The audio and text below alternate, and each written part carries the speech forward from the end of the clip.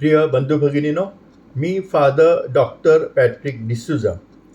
आज मी मत्तेकृत शुभवर्तमान अध्याय 23 वचन 1 ते 12 शास्त्री आणि परुषी यांच्या शिकवणुकीबाबत येशूचा प्रतिसाद या विषयावर मनन करत आहे.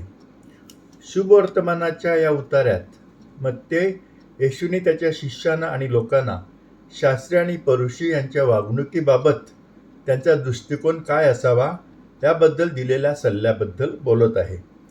येशू लोकांना सल्ला देत आहे की परुषी त्यांना जे सांगतात ते त्यांनी करावे आणि त्यांच्या आज्ञांचे पालन करावे, पण ते करत असलेल्या कामांचे अनुकरण करू नये. आणि हे सांगताना तो कारण पण देतो, तो असं का म्हणतो ते. परुषी लोकांना जे लोक ते आपल्याला सांगतात ते आपण का करावं ह्याचं कारण देताना येशू सांगतो की परुषी जे सांगतात ते सांगत असताना ते मोशेच्या आसनावर बसलेले असतात. आता मोशेच्या आसनावर बसलेले असताना त्याने आपल्याला ज्या आज्ञा दिलेल्या आहेत त्या आपण पाळणं हे गरजेचं आहे, नाहीतर आपण मोशेचा अपमान करणार आहोत. आता ज्या वेळेला ते मोशेच्या आसनावर बसलेले असतात त्यावेळेला ते योग्य तेच आपल्याला बोलायला किंवा करायला सांगतील. शास्त्री आणि परुषी जर खरोखरच वाईट किंवा पापी असतील किंवा त्यांचे हेतू चुकीचे असतील किंवा त्यांचे मन पूर्णपणे गमावले असेल, म्हणजे ते ठार वेडे झाले असतील, तरच ते आपल्याला मोशेच्या आसनावर बसलेले असताना काहीतरी वाईट करायला सांगतील. आणि इथे आपल्या सर्वांसाठी, म्हणजे जे धर्मगुरू आहेत, प्रवचनकार आहेत आणि जे समाजामध्ये वेगवेगळ्या ठिकाणी अधिकार पदावर आहेत, त्यांच्यासाठी एक मौल्यवान धडा येशू देत आहे की आपल्यापैकी ज्या व्यक्ती अधिकार पदावर आहेत आणि ज्यांच्या हाताखाली काही माणसं आहेत, त्यांनी त्यांच्या हाताखालच्या माणसांना योग्य तोच सल्ला दिला पाहिजे, चुकीचा सल्ला देऊ नये. येशूने अशा लोकांना स्पष्टपणे सांगितलेलं आहे की जो कोणी माझ्यावर विश्वास ठेवणाऱ्या लहानांपैकी एकाला अडखळण्यास व पाप करण्यास प्रवृत्त करतो, त्याच्या गळ्यात जाळीचा मोठा दगड टांगणे आणि त्याला समुद्राच्या खोल पाण्यात बुडवणे ही त्याच्यासाठी बरे होईल. मग येशूचा हा सल्ला आपण जास्त गंभीरपणे घ्यायला पाहिजे. आता शास्त्री आणि परुषी लोकांना जे काही सांगतात ते त्यांनी न करण्याचं कारण पण येशू सांगतो.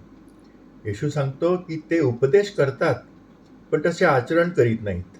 जड अशी ओझी बांधून ते लोकांच्या खांद्यावर देतात, परंतु ते काढण्यास ते स्वतः बोटही लावायचे नाहीत. म्हणजे दुसऱ्या शब्दात ते उपदेश करतात पण त्याप्रमाणे आचरण करत नाहीत. ज्यावेळेला एखादी व्यक्ती जो उपदेश करते आणि तो आपल्या आचरणात पण आणते, तेव्हा अशा लोकांच्या उपदेशाने ऐकणारे प्रभावित होतात, कारण तो उपदेशकर्त्याच्या हृदयातून येतो, केवळ त्याच्या डोक्यातून नाही. व्यक्तीच्या हृदयातून आलेला सल्ला जेव्हा श्रोत्यांच्या हृदयाच्या दोऱ्यांना स्पर्श करतो तेव्हा ऐकणाऱ्यावर खूप प्रभाव पडतो आणि ऐकणाऱ्याचे जीवन हळूहळू बदलू लागते. पण ज्या वेळेला एखादी व्यक्ती सल्ला देते पण त्याप्रमाणे स्वतः वागत नाही, त्याच्या सल्ल्याचा कुणावरही काहीही परिणाम होत नाही. संत पौल म्हणतो त्याप्रमाणे त्या व्यक्तीचा सल्ला म्हणजे वाजणारी थाळी किंवा झणझणणारी झांज असं आहे. धर्मोपदेशकांनी ते जे उपदेश करतात तो आचरणात आणावा आणि जे ते आचरणात आणतात त्याच उपदेशाचा प्रचार करावा असं येशू आपणास सुचवत आहे. एक उत्तम उदाहरण म्हणजे महात्मा गांधी.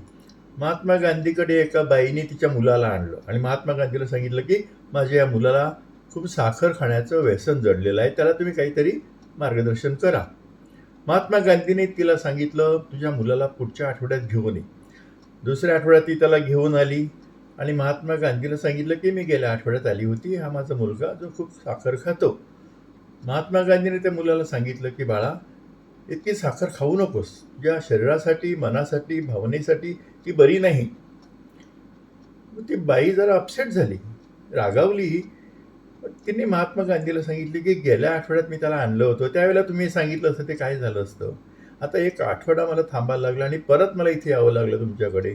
तर महात्मा गांधी तिला म्हणाले, बाई, ज्या वेळेला तू त्याला माझ्याकडे आणलं होतं ना, त्यावेळेला मला पण साखर खाण्याचं भरपूर व्यसन होतं. आता गेल्या आठवड्यामध्ये मी प्रयत्न करून करून माझ्या साखरेच्या व्यसनावर थोडा तरी ताबा आणण्याचा प्रयत्न केलेला आहे आणि मी यशस्वी झालेलो आहे. म्हणून मी त्याला सांगू शकतो की साखर खाऊ नकोस असं. आता कधी-कधी काय होतं की आपण एखाद्या गोष्टीमध्ये कमी पडत असतो. परंतु आपल्याला जाणवतं की दुसऱ्या व्यक्तीला किंवा व्यक्तींना आपल्या सल्ल्याची गरज आहे. मग अशा वेळेला जरी आपण एखाद्या चांगल्या कामामध्ये किंवा सद्गुणामध्ये कमी पडत असलो, पण दुसऱ्या व्यक्तींना त्या सद्गुणाविषयी सांगणं गरजेचं आहे, त्यावेळेला आपण त्यांना सांगायला पाहिजे. त्यावेळेला माझ्या पावित्र्याचा विचार मी करू नये, कारण त्या व्यक्तीला माझ्या सल्ल्याची जास्त गरज आहे. आपण सल्ला द्यायचा आणि मग नंतर आपण आपल्या स्वतःच्या जीवनाचा विचार करून जिथे आपण कमी पडतो, ज्या सद्गुणामध्ये कमी पडतो त्याच्याविषयी पश्चाताप करून आपलं जीवन बदलण्याचा प्रयत्न करायला पाहिजे. पण त्यावेळेला गरज आहे त्यावेळेला सल्ला द्यायचाच. येशू तेच सांगतो ना, ते शास्त्री आणि फरीसी उपदेश करतात तसे आचरण करत नाही, तरी पण तुम्ही त्यांचा सल्ला ऐका. तसं आपणही सल्ला द्यायला पाहिजे, जरी आपण थोडेसे कमी पडत असलो त्यावेळेला तरी.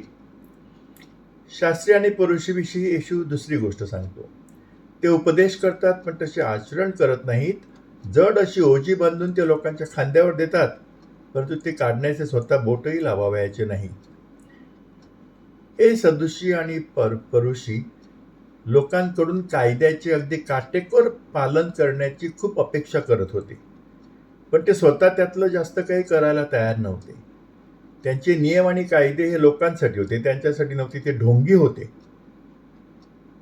खरा उपदेशक जो असतो, खरा नेता जो असतो, आध्यात्मिक नेता असतो, तो आध्यात्मिक गोष्टी करण्यासाठी आणि सद्गुणाचा आपल्या जीवनामध्ये पालन करण्यासाठी सर्व संकटे स्वीकारण्यास आणि आवश्यक तो त्याग करण्यास तयार असतो.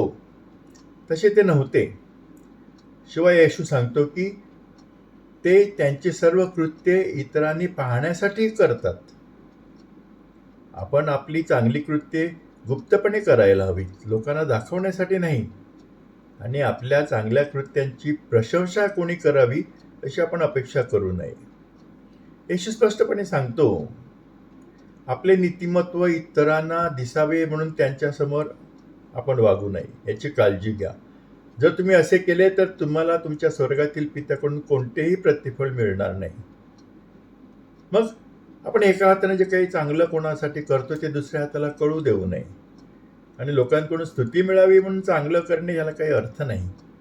उलट कोणाला समजणार नाही अशा तऱ्हेने आपण चांगलं कृत्य करायला पाहिजे. त्याचं मग परमेश्वर आपल्याला फळ देईल.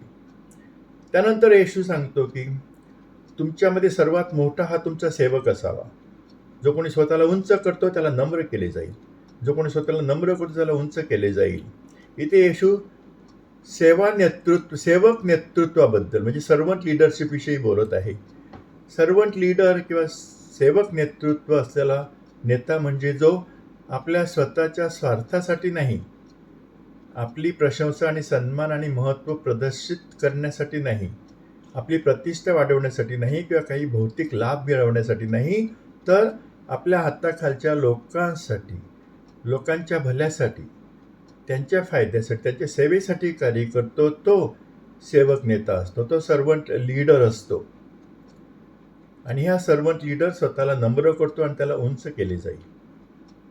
आता हे जे सांगितलेलं आहे शास्त्री आणि फरीसी लोकांना, ते फक्त त्यांनाच लागू नाही किंवा धर्मगुरू, धर्मोपदेशक, धार्मिक पुढारी ह्यांनाच लागू नाही, तर ते सर्वांना लागू आहे. आपल्या सर्वांना लागू आहे, कारण आपण सर्वजण कुठल्या तरी क्षेत्रामध्ये नेते आहोत.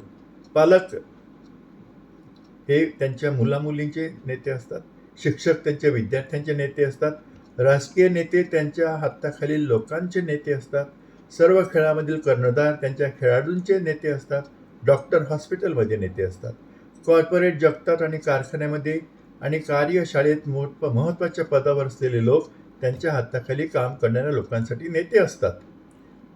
त्यामुळे आपण सर्वजण कुठेतरी कुठल्या तरी मार्गाने कुठल्या तरी परिस्थितीमध्ये नेते आहोत. त्यामुळे आपण आपल्या हाताखालच्या लोकांना जो उपदेश करतो, तो आपल्या जीवनामध्ये, आचरणामध्ये आपण आणला पाहिजे.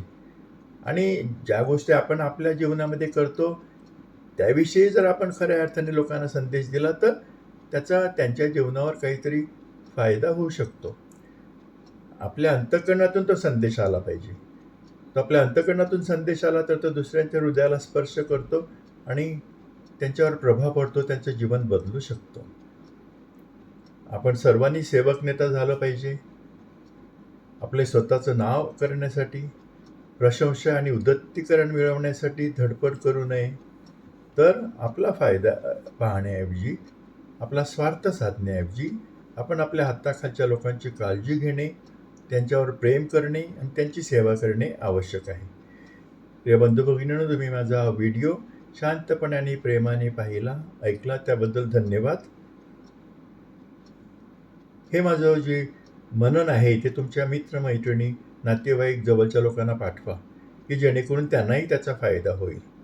यूट्यूबवर माझं चॅनल आहे. त्या चॅनलचं नाव आहे फादर डॉक्टर पॅट्रिक डिसोजा. या चॅनलवर मी वारंवार सायको स्पिरिच्युअल म्हणजे मानसोध्यात्मिक असे व्हिडिओ पाठवत असतो. त्याचा तुम्हाला आणि इतरांना फायदा होऊ शकेल. परमेश्वराचा आशीर्वाद तुमच्यावर भरपूर असावा ही माझी प्रार्थना. माझ्या चॅनलला तुम्ही सबस्क्राईब करा आणि इतरांनाही माझ्या चॅनलला सबस्क्राईब करायला सांगा. आभारी.